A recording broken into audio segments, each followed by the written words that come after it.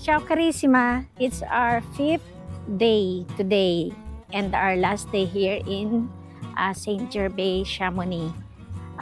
Kaninang umaga, hindi na kami lumabas kasi bakit nga ba hindi kami lumabas? Hindi, pinahinga na rin yung sasakyan kasi nga puro ahon na kami ng bundok. Bukas babiyahe na ulit kami pabalik ng Italia.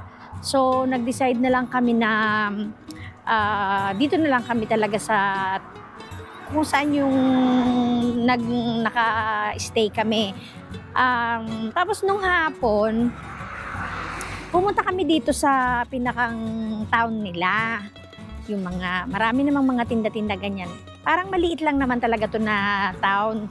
Hindi ako nag-vlog kanina kasi tinamad na ako. Basta parang wala lang ako sa mood na mag-vlog. Tapos nung nagpunta kami, maganda naman dun sa ano. Although na parang nung papunta naman kami dito ng first day namin, parang naipakita ko naman yung dinaanan namin. Kaya lang, hindi nga lang lahat. Ngayon, kaya ako nakapag-vlog dahil nagtapon kami ng basura para bukas, hindi na namin iintindihin pa. Kaya yun, sabi ko mag-vlog na lang ako dahil maglalakad din naman kami ni Kuya M. Siguro mas maganda rin naman ngayon na gabi na, at least makita namin kung ano yung hitsura ng St. Gervais pagkagabi. Kaya ito, ngayon ako nagbablog dito sa lugar nila. At least kukunti pati yung tao, magdadaldal man ako na magdadaldal dyan, walang magtititingin sa akin.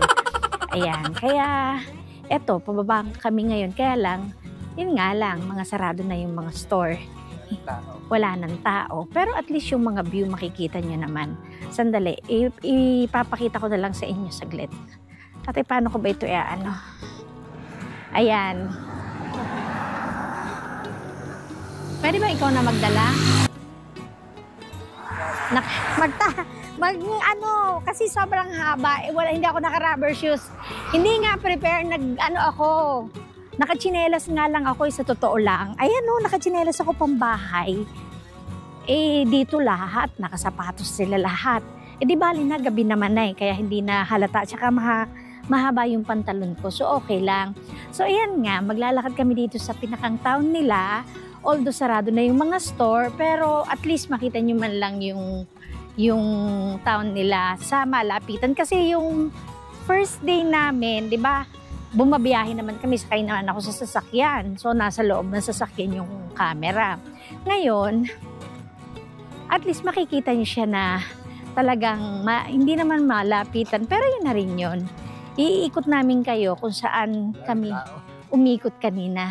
Pero mas maganda na walang taong gaano. Ayan, kung meron pa rin naman, konti na nga lang. Kasi syempre, pagka marami rin tao, minsan baka naaano sa kanila, yung parang medyo, yung meron kasi, di ba, merong ibang tao na ayaw nila na nabibidyohan sila. So, mas maganda na ganyan. Walang magagalit. Yung ganon. At least hindi sila makukuhanan ng video. Yung ganyan. Dito malamig na ngayon kasi nga hapon na, tapos hindi, actually gabi na, 8 ano na ba? 8, magna 9 o'clock na pala ng gabi. Malamig dito kasi talagang nasa mountain kami. Kaya, yan. Tapos medyo lagi pa siyang umiilan. Ayan kita nyo naman yung palibot namin, mountain. Ewan ko, wag ka nang bumalak pa. Wag ka nang magbalak pa na uminom. Mahirap na. Ayan. May ilaw pa yung tingnan mo, yung tree. May ilaw din. Ayan, yung puno, naiilawan. Diba? Ayan. Tapos yung, di ba, kahapon nagpunta kami ng Mont Blanc sa Chamonix mismo. Kaso nga lang hindi kami nakaakyat mismo dun sa taas dahil nga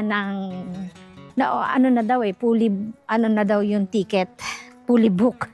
Ano bang tawag doon? Wala na. ubos na yung ticket for the whole day, ubos na daw.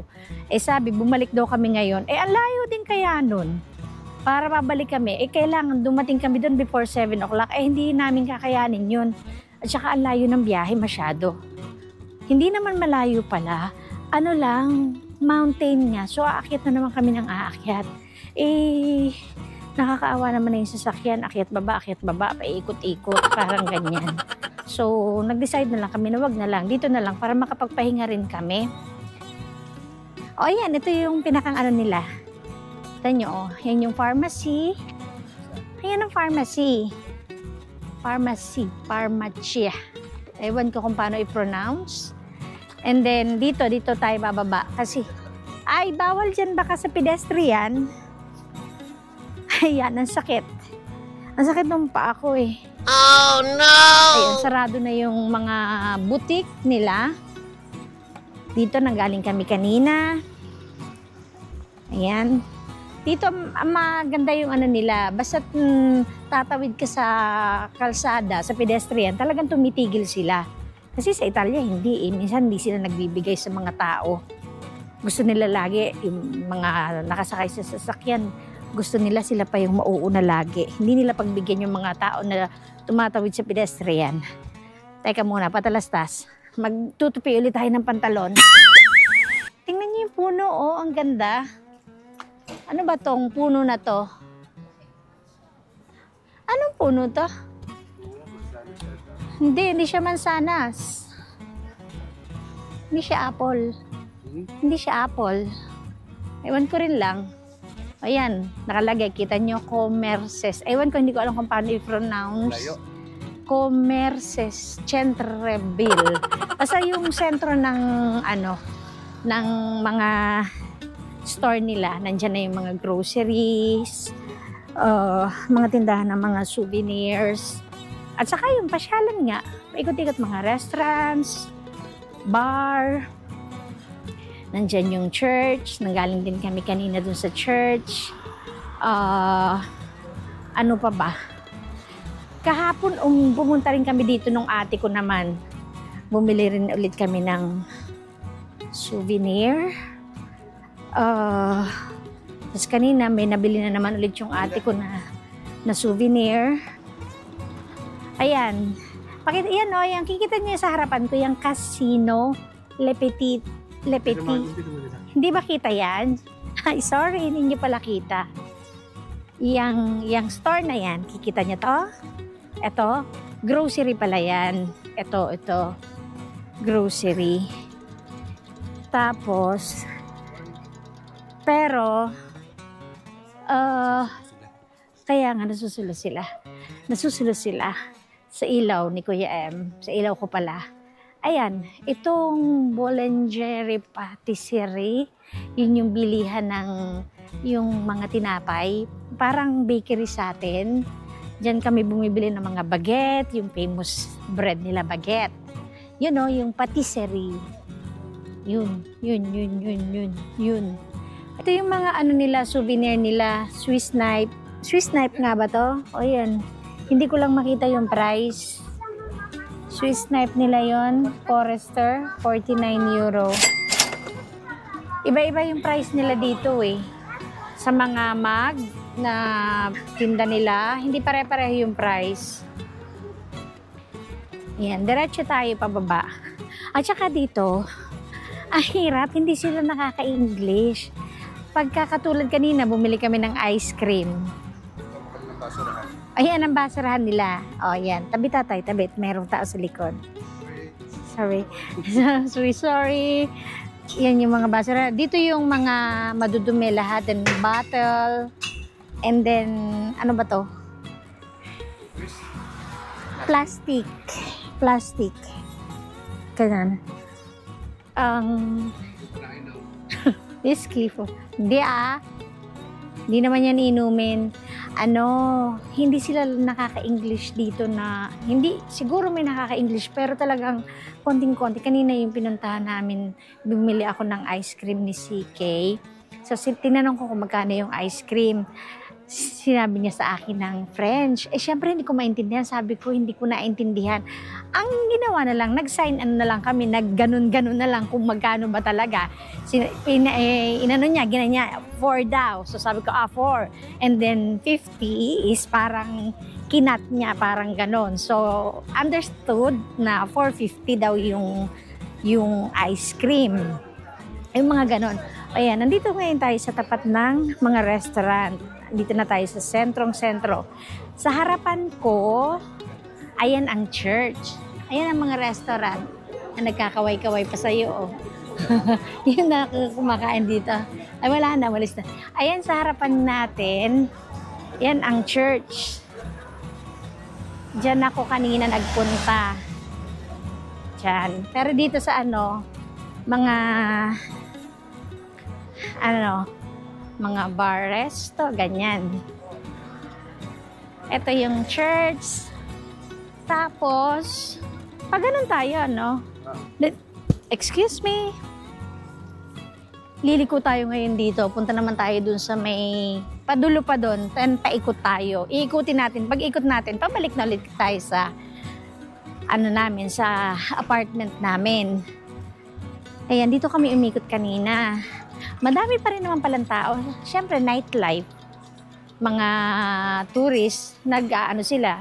Dito sila sa kumakain. Kasi yung iba naman talaga, hindi naman nagluluto. Talagang kumakain na lang sila dito sa labas. So, ayan yung itsura dito sa gabi. Ayan, makikita ninyo. Delisyo. Delisyo. Mga nila, yung mga restaurant nila. Yan is tindahan niya tayo ng mga parang mga homemade na kung ano-ano, honey, ganon, parang mga ganon. Parang ganon, honey. Parang ito, oh. Kung hindi ako nagkakamali. Ay, hindi, mga jelly. Mga, yun, apricot. Parang mga ganon. Mga jam. Mga palaman at mga kung ano-ano. Ganyan. Okay. Proceed tayo sa ating night walk tour dito sa St. Gervais. Ayan, nakikita nyo naman sa dinadaanan natin, puro restaurant ang dinadaanan natin. And then doon sa dulo na doon, malapit na tayong bumalik, umakyat sa taas.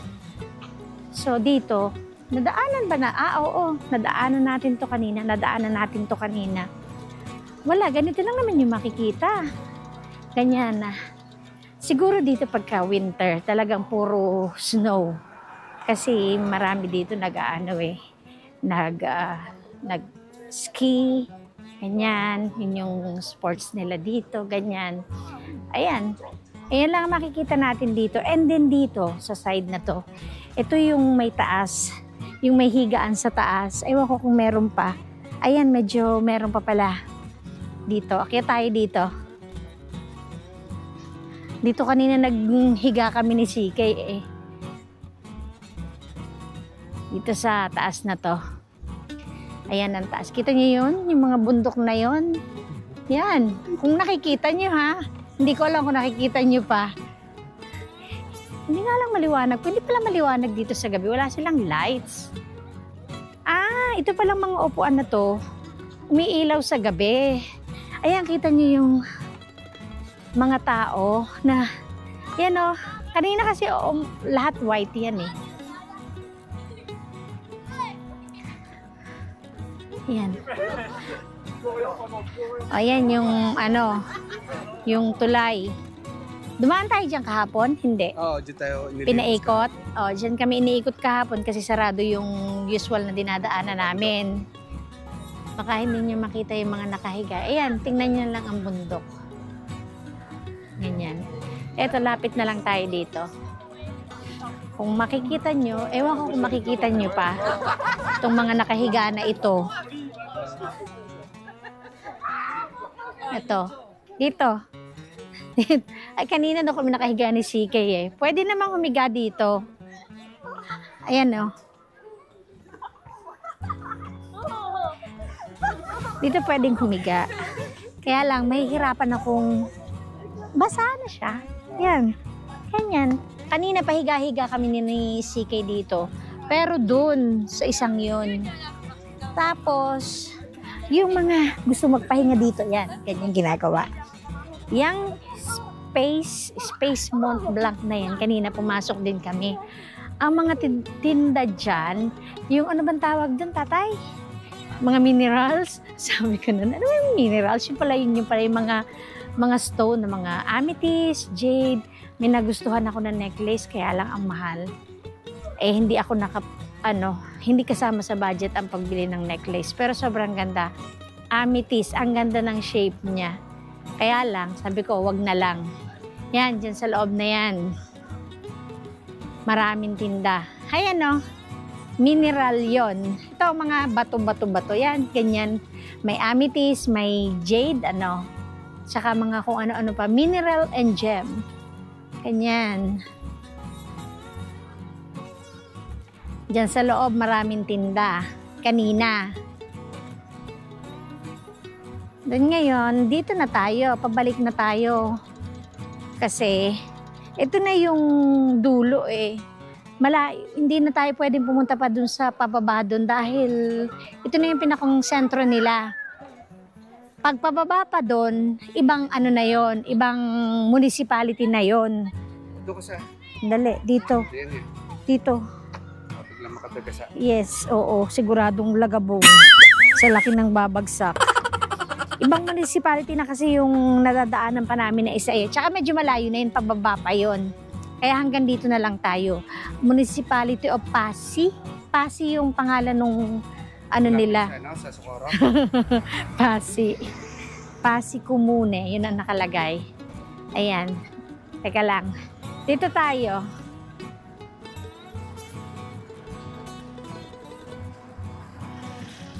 Ngayon naakyat na tayo dito. Kasi, pabalik na tayo. Ikutin lang natin to. Yan nga, paakyat na tayo dito, pabalik sa bahay namin. Dito naman mga store, mga damit, sapatos, mga pang-display, at mga kung ano-ano pa. Makikita natin dito sa, yan, mga ayan is tindahan ng mga outfit, yung mga sports gear, ganyan. Tapos dito siguro ito hotel naman to eh. Itong may Christmas light. What? Ayan, dinadaanan natin. Pabalik tayo. Madadaanan natin ang ano bang madadaanan natin? Ang madadaanan natin is grocery, yung Carrefour. At saka, ano pa, yung mga butik lang dito. And then, pagdating natin sa dulo, yun na ulit kung ano yung nakita nyo kanina. Ayan. Ito yung taas nung tawag dito. Nung pinuntahan ko kanina, yung may upuan na parang mga unan, mga inuupuan ko kanina doon. Yun. Ito yung sa taas. Ayan, ito lang naman yung makikita dito. Maliit lang kasi naman tong bayan nila. Itong municipality nila. Maliit lang siya. Pero mas magandang pasyalan yung ganito kasi hindi ka mahihirapang ikutin. Hindi tulad nung pumunta kami ng Geneva. Diyos ko, wala kaming napasyalan. Parang pumunta lang kami sa United Nations tapos lumakad lang kami ng konti dun sa may lake. Wala na kaming mapuntahan. Pero sa bagay, mabuti na rin nga na hindi kami lumakad ng lumakad. Kasi kung lumakad ng lumakad kami, baka inabot ng 100 yung parking yung namin. Sobrang mahal. Grabe. Parang parang ng taxi, metro ng taxi, ang bilis bumagsak. What? Express. Ayan. Pero, may na-discover kami na isang grocery, yung dun sa may unahan, yung itinuro ko kanina may na-discover kami na isang grocery, yung tinuro ko dun sa unahan, yung malapit dun sa may bakery, mas mura dun, compare dito. sobrang mahal ng bilihin nila dito. Ayun, maituloy ko nga. Sa Geneva, malaking city siya na hindi mo alam kung saan ka pupunta. Kasi unang-una, hindi naman kami nakakapagsalita ng German. Pangalawa, parang pare-pareho yung nakikita namin. Mas magandang pasyalan yung ganito na maliliit na city. Katulad nung pumunta kami ng Annecy, France naman na yun. Maganda yung lugar nila. Yung sinasabi ko kanina, yun nga, mas magandang pasyalan yung hindi sobrang laki ng city. Dahil yun yung Geneva, malaki. Hindi namin alam kung saan kami pupunta. So, lumakad lang kami ng lumakad. Hindi namin malaman kung saan kami pupunta. So, nagtanong na lang kami dun sa Pilipinas na nakakita namin. Sa madalit salita, pag malaking city, medyo mahirap hanapin. Yung naituro nga lang nung Pilipinas, yun lang. Ang tinanong namin United Nation. Tapos nagtanong kami kung saan pa kami pwedeng pumasyal. Ang nasabi lang niya, pasyalan niyo yung lake. So doon lang kami sa lake nagpunta. Pero bukod doon, wala na kami ibang napuntahan. Hindi tulad doon sa, katulad din to marami. Hindi naman marami pala. Ibig ko lang sabihin is isang ikot. Tulad doon sa Chamonix, sa sentro talaga. Talagang inikot namin yung city nila. Kasi maliit din lang naman. Annecy din. Kahit pa paano nakapag-ikot-ikot din kami doon, nakapagpunta kami doon sa mga magagandang lugar doon. Ito naman, itong pinapakita namin na ito, yan yung parasailing, yung mga kung magkano yung price, kung ilang minutes, ganyan. Kumuha kami, yung depende sa bigat ng pasahero, parang ganyan. Sobrang mahal yung 15 to 35 kilos. 15 to 35 kilos, 70 euro. Pagka more than 15 to 65 kilos, parang ganun yata, 90. Ngayon, kung gusto mo pa na may video at may photo, parang 100 something, nakalimutan ko na yung ganun. Basta pag hindi naman kasama sa budget namin, hindi naman namin ginagawa. Tsaka bukod doon, wala na rin kaming oras talaga. Kasi, kumbaga, late na eh. Late na yung, baka mahulog ka dyan. Late na rin naman, gabi na kami pumunta, bukas ng maaga aalis na kami. Alam niyo, sa totoo lang dito, kami lang ang Pilipina. Dito sa pinuntahan namin na to. Doon sa Chamonix, kaya lang kami nakakita ng Pilipina. Ang kasama ng employer nila galing Hong Kong. Nagbabakasyon lang daw, kasama sila. Pero sila lang yung nakita namin na Pilipina doon. Siguro pinalabas sila ng amo kaya kumakain sila doon sa nadaanan namin sila. Sa Switzerland, yun, may isa rin kaming nakita na yun nga yung tumulong sa amin na kumuha ng ticket. Kasi kung hindi kami tinulungan kumuha ng ticket, hindi rin namin alam kung paano kami kukuha ng ticket kasi wala naman nakasulat na English, hindi namin maintindihan. Kaya ang hirap. At saka sa Switzerland talagang grabe pala talaga kamahal. Sabi, hindi, may nakita pala kaming Pilipina, yung mag-ina nagtutur doon.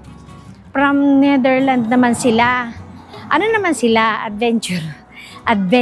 Ano ba yung tawag doon? Adventurer naman sila. Mag-ina lang sila. Taga-Tarlac daw sila. Pero sa Netherlands na nakatira. Imagine pumunta sila dun sa Chamonix. Ang flight nila Netherlands to Geneva. And then Geneva nagpunta sila ng Chamonix para mag-hiking. Imagine, mag-hiking silang mag-ina. Pareho silang babae. Aakyat sila dun sa bundok kung saan yung aakyatan sana namin kahapon. Tapos, nag-tent lang daw sila. Naggagawa lang daw sila ng tent. Hindi ko lang matandaan kung ilang araw sila dun sa bundok. Then bumaba sila. And then nag-ikot. Then bumalik ng Geneva. Ganun ang ginagawa daw nila. Umaakyat daw silang mag-ina. Pagod na ako. Paakyat na to eh. Tuloy tayo ng lakad. Ang hirap ha. hinihingal ako kasi paakyat naman na itong ginagawa namin dahil pabalik na kami sa bahay. So yun nga, yung mag-ina, sabi nung nanay, ang dala raw niyang backpack, paakyat ha, kasi nag-hiking sila. 20 kilos, lakad daw sila ng lakad, ganyan. Ganun ang ginagawa nila. After nung hiking nila, nakailang araw sila dun sa Chamonix, bumaba na sila, bumalik sila ng Geneve. Tapos dun na lang sila lakad-lakad. Ewan ko kung kailan sila babalik ng Netherlands. Basta yun ang kwento niya. Yun lang ang nakita namin Pilipina, pero tourist din. Hindi yun talagang dun nakatira.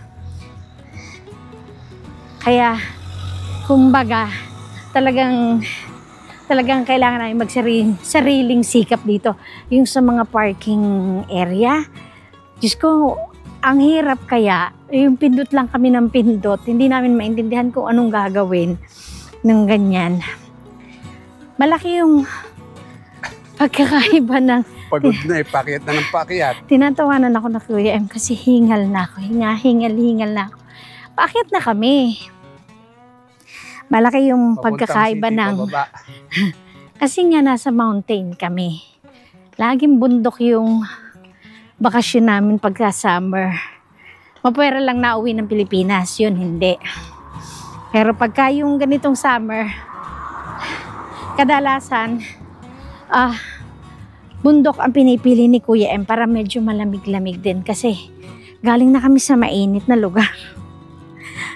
Nakakapagod na yung puro init. Katulad ngayon, kahit naglalakad kami, kahit pagod na, iba-iba yung pakiramdam kasi malamig. Ay sa Italy, Diyos ko, naglalakad ka, hindi ka makahinga sa sobrang init. So yun nga, malapit na kami sa bahay, so babay na muna. Tsaka pagod na rin. Tsaka pagod na rin akong magsalita, magngangawa dito. 3 kilometers tayo At malayo yung, hindi naman malayo, mataas yung inaakyat namin. So, thank you for watching and see you on my next vlog. Ciao! Bukas ulit. I mean, bukas, pagpa-uwi na kami ng Italy. Titingnan ko kung may makukuhanan pa ako kasi nakuhanan ko na ng pupunta dito eh. Pero tingnan natin. So, bye-bye! Ciao!